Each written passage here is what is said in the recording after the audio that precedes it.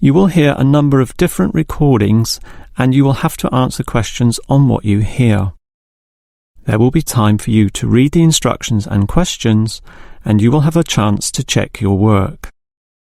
All the recordings will be played once only. The test is in 4 sections. At the end of the test, you will be given 10 minutes to transfer your answers to an answer sheet. Now turn to Section 1. Section 1. You will hear 2 flatmates, Tom and Richard, talking about their new flatmate who has just moved in the week before. First, you have some time to look at questions 1 to 6.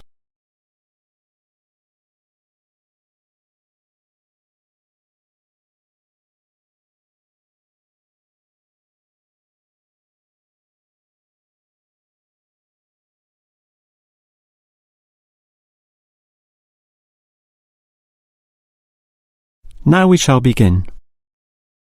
You should answer the questions as you listen, because you will not hear the recording a second time. Now listen carefully and answer questions 1 to 6. Hi, Richard. I'm glad I caught you here. Can I just talk to you about something? Our new flatmate, Anders, is not quite what I had hoped. I was wondering if you shared my concerns about some of his behaviour. Yes, Tom, I know what you mean, but we can't be entirely negative. He has good points. I mean, at least he's quiet. He doesn't play loud music all night or bother others or turn his TV up, disturbing everyone. Sure, he's quiet, but remember our last flatmate? He'd say hi to you and smile and treat everyone politely. In comparison, this new guy is very impolite. He just grunts in reply and sometimes ignores me altogether. I guess that's just his way, just his character. I don't think he realises he's being impolite, and it shouldn't matter to us too much. We can just ignore him too and quietly live our own lives. But his friends are hard to ignore when they visit. I know what you mean, but how often does that happen? I rarely see them, maybe once or twice a month. If they came more often, it might be a problem, but as it is, such rare visits don't matter so much. Wouldn't you say so? Well, I'm not sure, since it's very obvious when they're here because of all the cigarette smoke in the house. It stinks up the place, and we don't allow smoking on the premises. Well, I've never seen them doing this. Maybe they do it outside. Perhaps we can talk to Anders about it. Always remember, though, in one respect, he's a good tenant. And it's the most important aspect. The previous flatmate would always pay the rent late. I know what you're going to say. This guy pays promptly. But there's more to being a good tenant than prompt payment. I mean, you need to turn off the TV, clean up your dishes, dress respectably, be polite, and so on. I guess what I'm saying is that basically you need to cooperate with the others, and this new guy fails significantly in this respect. Okay, I suppose you have a point there. Before you hear the rest of the conversation, you have some time to look at questions 7 to 10.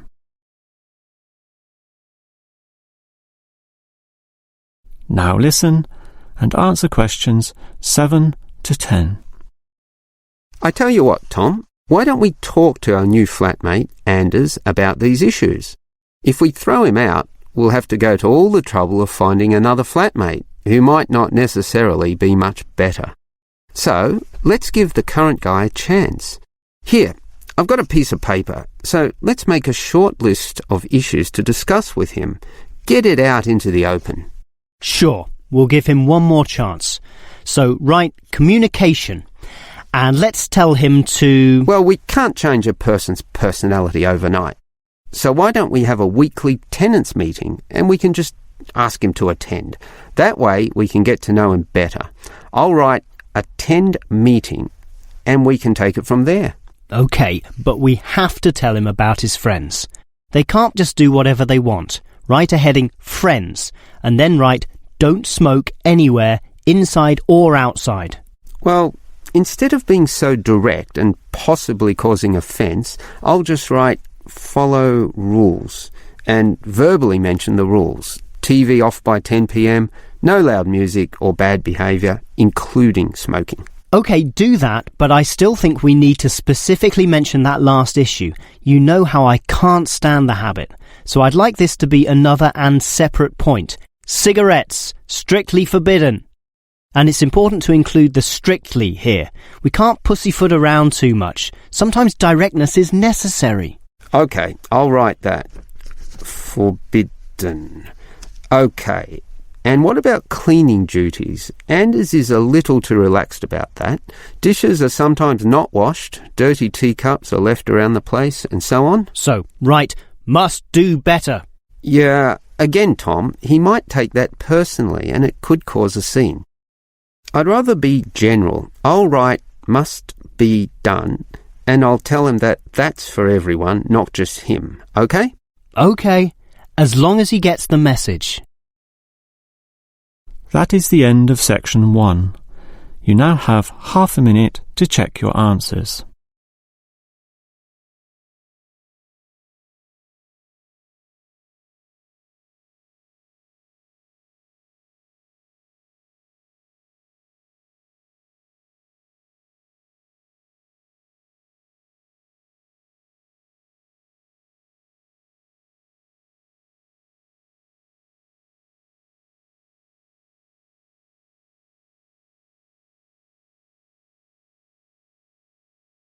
Now turn to section 2.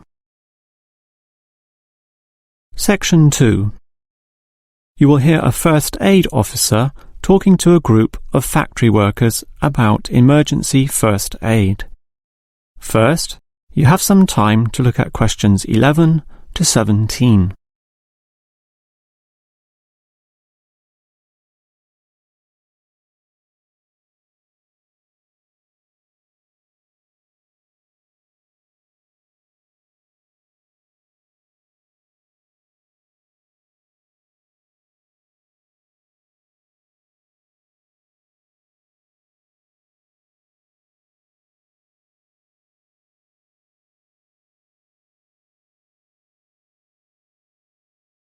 Now listen carefully and answer questions 11 to 17.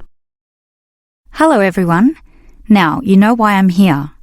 You all work in a factory and in this environment there always remains a significant possibility of accidents happening, in which case first aid will be necessary. What is first aid? It is the provision of emergency on-site care when an injury occurs, and it is essential for everyone to know, if only simply, the steps which must be followed. There are, of course, minor injuries which may happen, not needing further medical care beyond the intervention of the first aider, but you can never be sure, thus the following steps must always be followed. These can be abbreviated to the words Dr. A, B, C, in other words, D, R, A, B, C. The D stands for danger, and that's the first issue to keep in mind. When an accident happens, immediately ascertain that the environment is safe. That, for example, nothing else will fall or break or cause accidents. If you, the first aider, are also injured, the problem is even worse. The R stands for respond. You must then ascertain the best response. Once all the danger has been eliminated and the distress calls sent out, the appropriate action is, obviously, to help the injured party. Alright, that leads to A, which stands for airway. In order to stay alive, all people need to have an open airway to allow breathing. A conscious person will automatically clear their own airway. But if unconscious, this may not happen. The brain is stopped or hindered from properly directing the body, and, obviously, in the worst case, death can result. For this reason, the injured person is normally put into the recovery position. Placed on the side, tilting the head back and ensuring that there are no blockages in the mouth. To free any such blockages, the back can be slapped or the chest compressed, allowing anything to be spat out. Now that the airway is free, check for B, or breathing. If breathing is not happening or is irregular, The first aider may have to assist with what is technically known as Cardiopulmonary Resuscitation, or more commonly, CPR.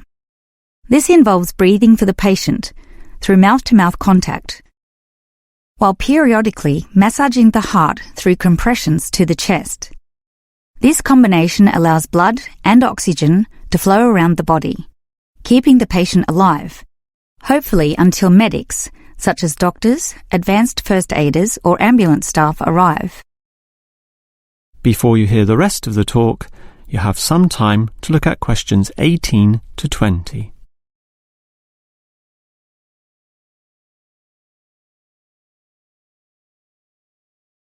Now listen and answer questions 18 to 20. Now, it's certainly good to have knowledge of emergency first aid, but, obviously, the best situation is simply not to have accidents occur in the first place. For that, you need to be aware of safety issues, but just saying "be aware" does not usually achieve much. It is more important to have an appointed person whose job is to ensure awareness and work safety. Safety inspections would obviously be part of their job, whereby they can make sure, for example, that the first aid boxes are fully equipped. Another idea is to put posters on the walls, but, interestingly, research has proven that these tend to be ignored, becoming just part of the wallpaper, seen but not put into practice. It is much better if everyone is just instilled to not be reckless, that is, to not rush into situations without thinking about the possibility of accidents. And instilling this mindset is part of the job of the safety officer. Some other suggestions are ongoing first aid training and no accident reward or star systems. These have had some success, but nothing beats a regular meeting, say once a month, in which the subject of safety is brought to the attention of everyone, and any outstanding issues related to this are thoroughly discussed. That is the end of section 2. You now have half a minute to check your answers.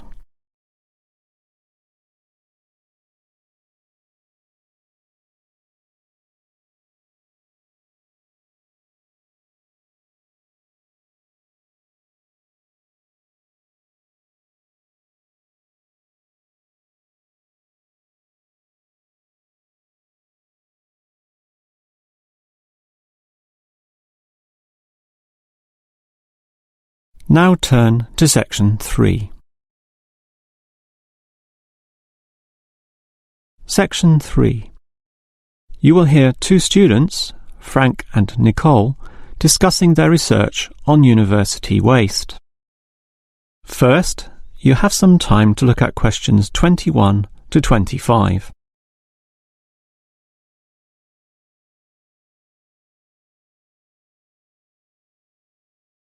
Now listen carefully and answer questions 21 to 25. Hi, Nicole. As you know, we've got to decide on the best ways this university can reduce its waste. You inspected the eastern campus and I did the western buildings. Did you do all the interviews as well? Yes, I interviewed all the staff who made some good observations, and I interviewed some of the students. The students said little that was interesting. They don't seem to care that much. It was the cleaners, surprisingly, who revealed the most relevant facts. That's not surprising to me. They empty all the bins, so they see the waste firsthand, whereas the staff just throw things away without thinking. What item was most commonly disposed of? Well, it really depended on where I interviewed. In the cafeteria precinct, obviously paper plates and cups were thrown away all over the place. There was almost no attempt at recycling. However, across the university in general, it was paper copying that filled up most bins, far more than plastic or other forms of waste. Do people care about this, then? Well, some do, if you can believe them. I must have interviewed about 30% of customers in the cafeteria, and the results were mixed. Out of all the people I interviewed, well over half, maybe about 55% of them, were quite honest about it, telling me that they had little concern. The other fraction, 45%, were more troubled. Yes, but do they do anything about it? Surprisingly, quite a significant percentage do something, even if they aren't particularly concerned. I mean, small things. About 10% bring their own cups to the cafeteria, for example, and at least 1/3 said they use recycling bins. So, in total, it's an equal split between those who do something or those who don't. So why do so many people remain inactive, particularly over an issue they should care about more? I think they do care, and many of them are prepared to do something. Obviously, there's an element of laziness, but I'd say that it's relatively small. If they knew what to do, and if stringent systems existed, or if the importance of this was made clearer to them, I'm sure you'd see a much larger percentage of people actively working towards helping our environment. Well, there's cause for optimism at least. Before you hear the rest of the conversation, you have some time to look at questions 26 to 30.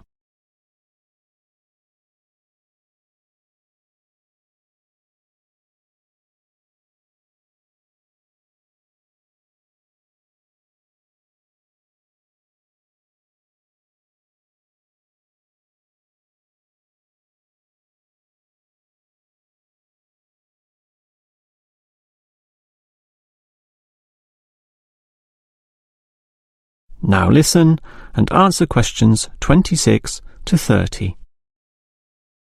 Clearly then, there's a significant waste of paper here at this university, so I've worked out one practical suggestion which could help reduce it, specifically the waste from the excess photocopying.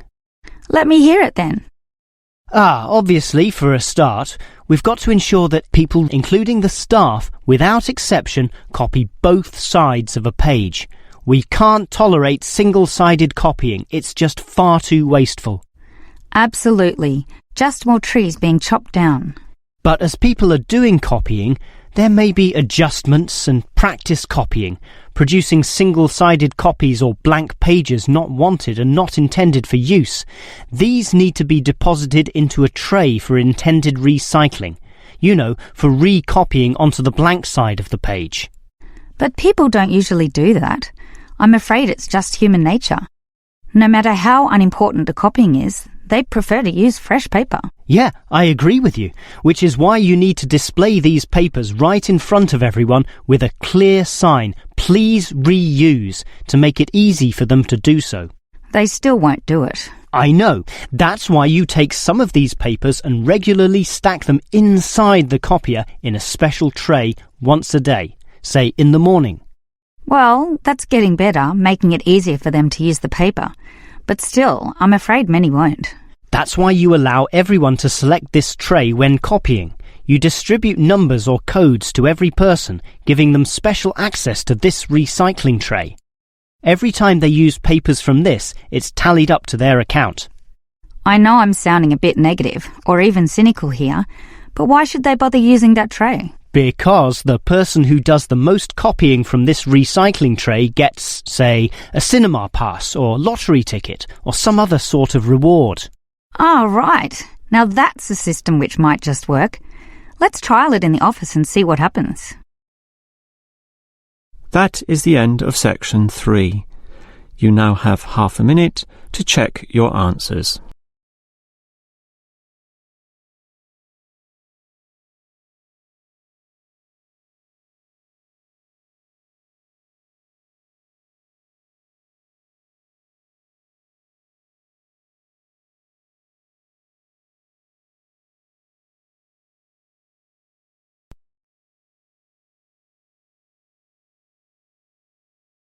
Now turn to section 4. Section 4. You will hear a lecturer discussing techniques for removing carbon dioxide from the atmosphere. First, you have some time to look at questions 31 to 40.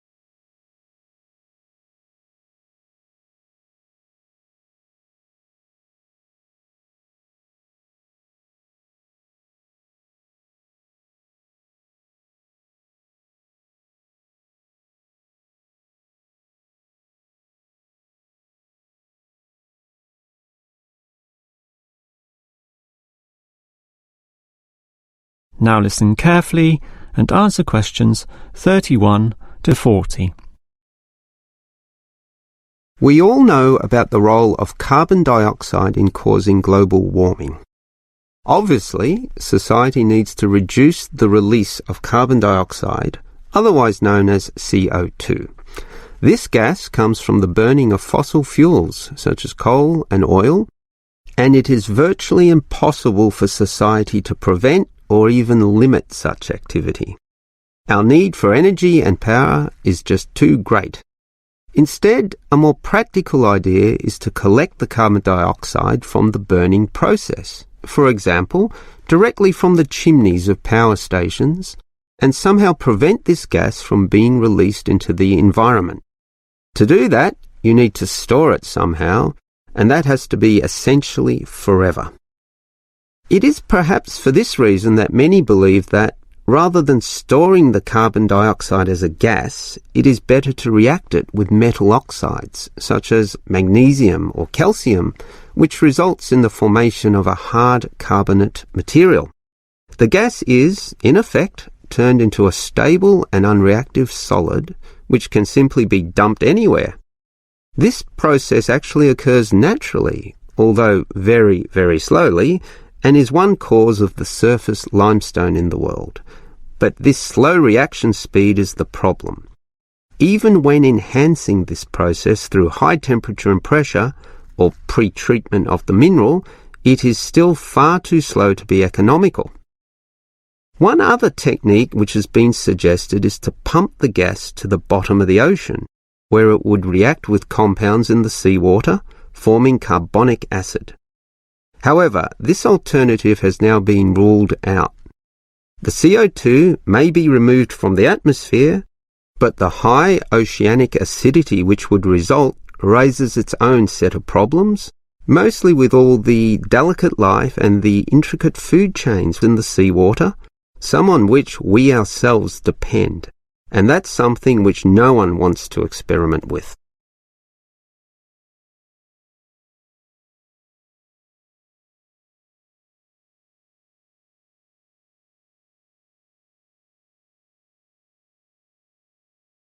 Perhaps because of the lack of alternatives, the most commonly discussed solution to the problem of disposing of carbon dioxide is to pump the gas underground, a technique known as geosequestration. In this system, the CO2, for example, could be pumped into underground pockets within depleted oil wells or disused coal tunnels. This carries, however, three serious disadvantages. Namely, the risk of leaks, the considerable costs involved, and finally, the unproven effectiveness. Let us look at those three disadvantages in detail. Firstly, there is the risk of leaks. Although the gas would be deep and sealed over by masses of rock and earth, the huge pressures in these spaces would turn the gas into a liquid state, capable of moving through rock fissures or faults. This could allow the gas to eventually be released to the surface. Since CO2 is heavier than air, and thus pushes oxygen aside, such leaks could result in the suffocation of thousands or tens of thousands of people, certainly not a consequence to be taken lightly. Natural CO2 leakage from volcanic buildup has already witnessed such deadly events. The other problem of geosequestration is the cost. The time and effort spent on materials and construction, primarily the pipework through which the gas would travel, does not come cheaply. So, if this system were to be implemented in, say, coal-fired power plants, the extra cost would have to be paid by the electricity user, whose bills would almost double as a consequence. Few people are prepared to pay this much simply to make a small dent on the effects of global warming. And this leads to the final problem. The most basic question is whether geosequestration actually reduces global warming. The problem here is that the energy needed to create and drive the sequestration process would require approximately a quarter of a coal-fired electricity plant's output. In other words, the plant would have to burn 1/4 more of its coal just to account for the sequestration of the carbon dioxide.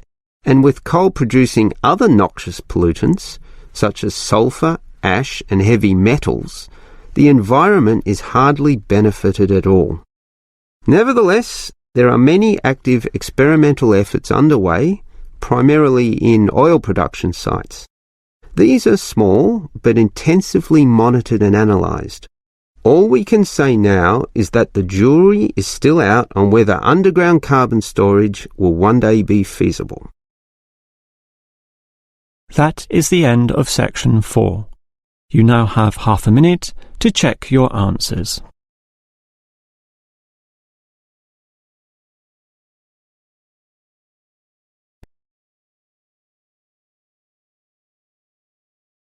That is the end of the listening test. In the real IELTS test, you would now have 10 minutes to transfer your answers to the answer sheet.